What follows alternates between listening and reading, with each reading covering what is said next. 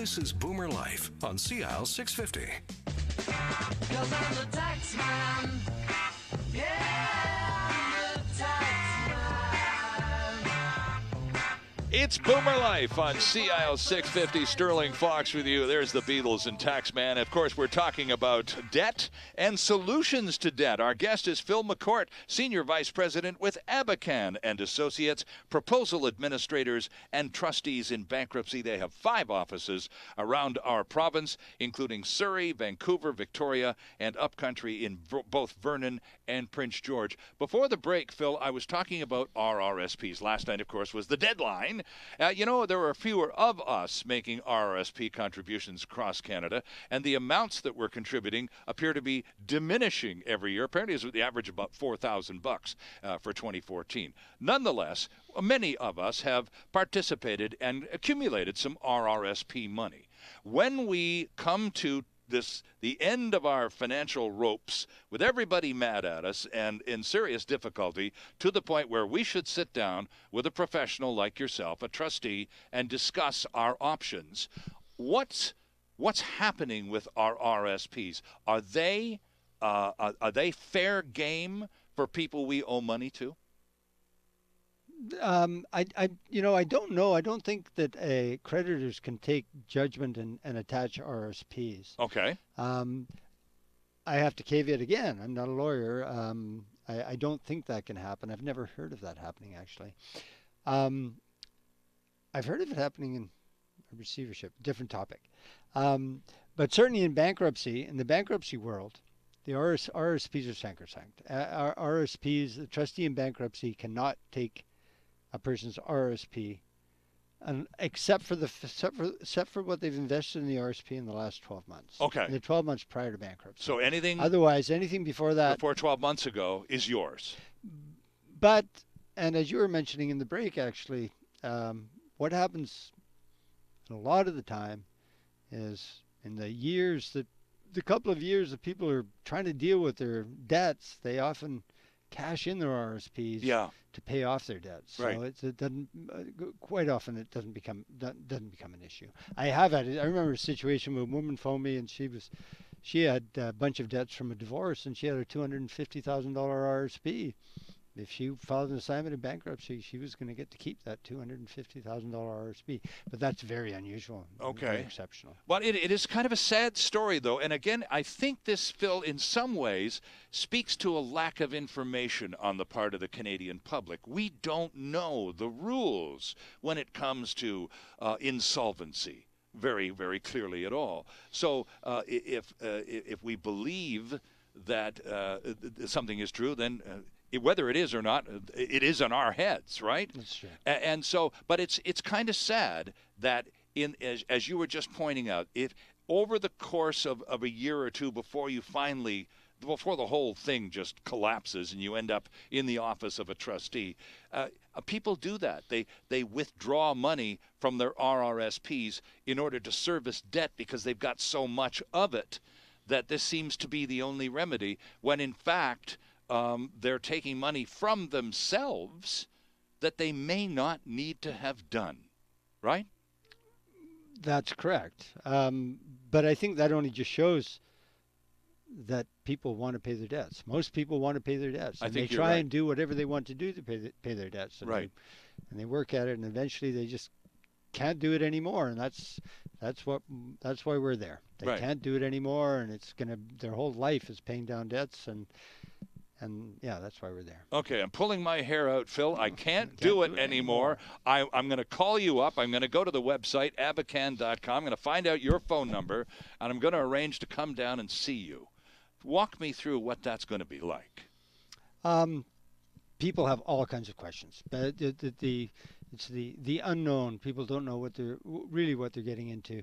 The first thing I have to do is I have to calm them down and say, it's okay. You sit there. I'll ask you a bunch of questions, and then I'll be able to advise you what I think your option is. Okay. And first question, of course, first thing I go by is the debts. Tell me how much you owe, and I want to know who you owe the money to as well. In some cases, most people have credit card debts. Some people have debts that they owe to Revenue Canada or CRA, Canada Revenue Agency. which is fairly common. So we go through all the debts, and then ask them. Then the next topic I go to is, what do you own? What assets do you have? Because Okay. of course we have to see if there are any assets that could deal with the debts. And the assets, classic car, house,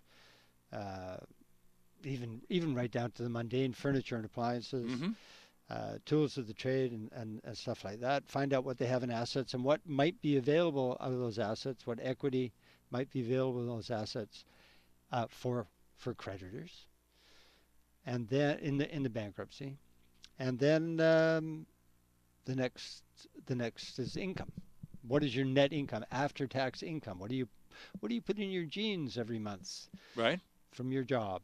And from there we do a calculation of what your surplus income would be. And the surplus income, we won't get into the calculation, but it's dependent on how much money you make, how many dependents you have, how many people in the household make money. So if you and your spouse, if your spouse works and makes money, then that comes into the calculation as well. Okay. Joint income, right? Yeah, and from that, all that information, we can do what I normally go to is, what I like to be able to go to is, it looks like you could do a proposal, but before we do a proposal, we have to figure out, before we figure out what proposal we have to make, we have to figure out what would happen in a bankruptcy. Okay. So what assets would your creditors get? Do you have equity in the house? Do you have equity in the car? What assets would they get? What would be the surplus income payments, and over what period of time? How long would you be paying surplus income payments for? Most of the time, first time bankrupt, it's for 21 months. They pay surplus income, and you figure out what the creditors would get in a bankruptcy, or estimated what they would get in a bankruptcy. And you're familiar enough with them to be able to pretty accurately estimate too, right? It's pretty accurate. Pretty accurate estimation. Sure. And from there, we have to go. A proposal always costs more money.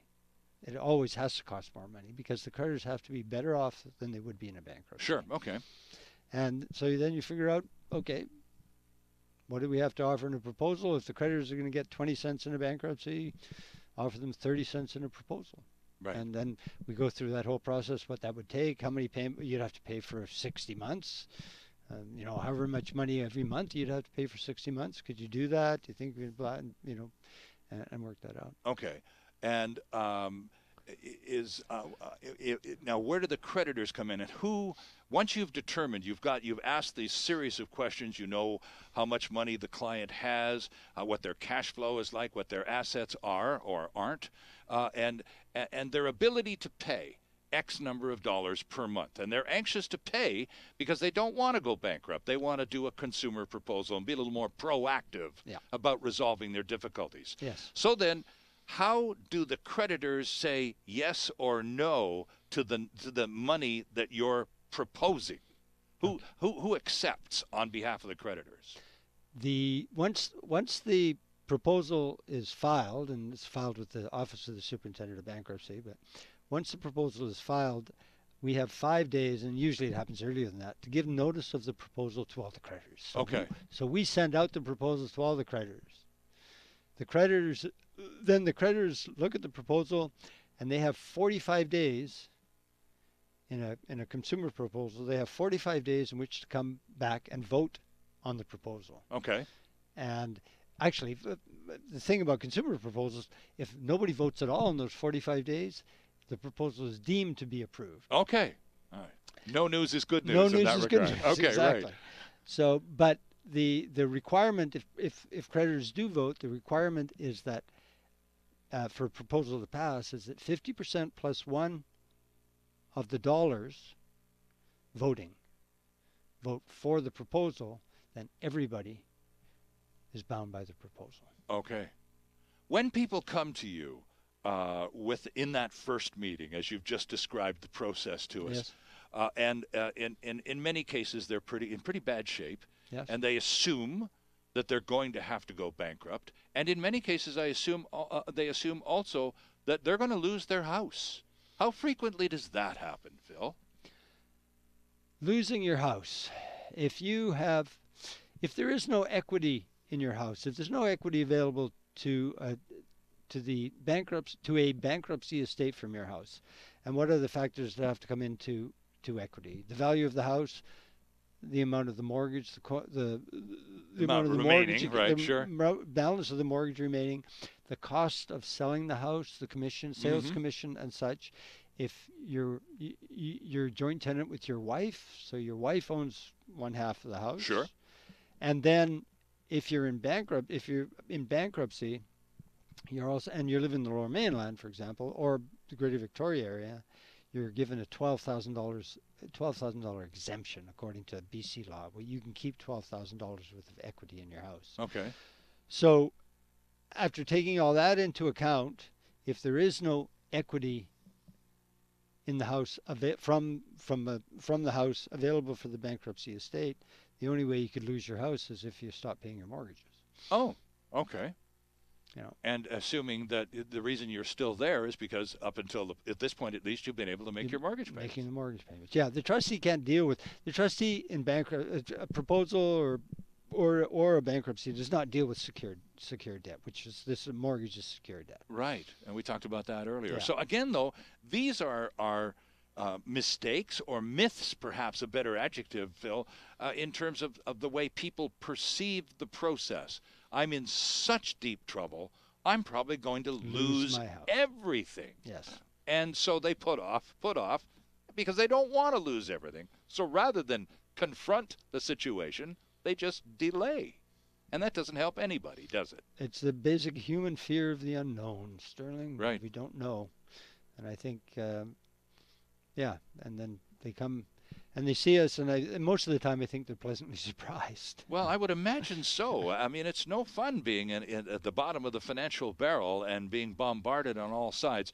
Dwayne wants us to take a break.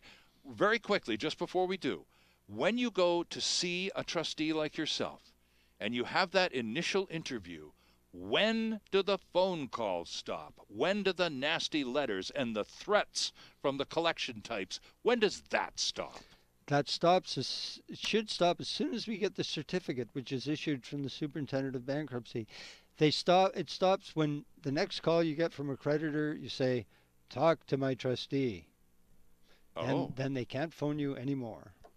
And that's as simple as that. That's as simple as that. Well, see, we talked about relief. There's that one bit of relief, Phil, as you well know from years of experience, is absolutely mountain-sized huge in a lot of people's lives. It's a big deal. Get the wolf off my back. It's a big deal. This is Boomer Life on CISL 650. We're talking with Phil McCourt from Abakhan and Associates, proposal administrators and trustees in bankruptcy with 5 offices here in BC and online at Abakhan. That would be ABAKHAN.com. Back with more after this. Canada's only weekly radio show dedicated to the baby boomer lifestyle. This is Boomer Life on CISL 650.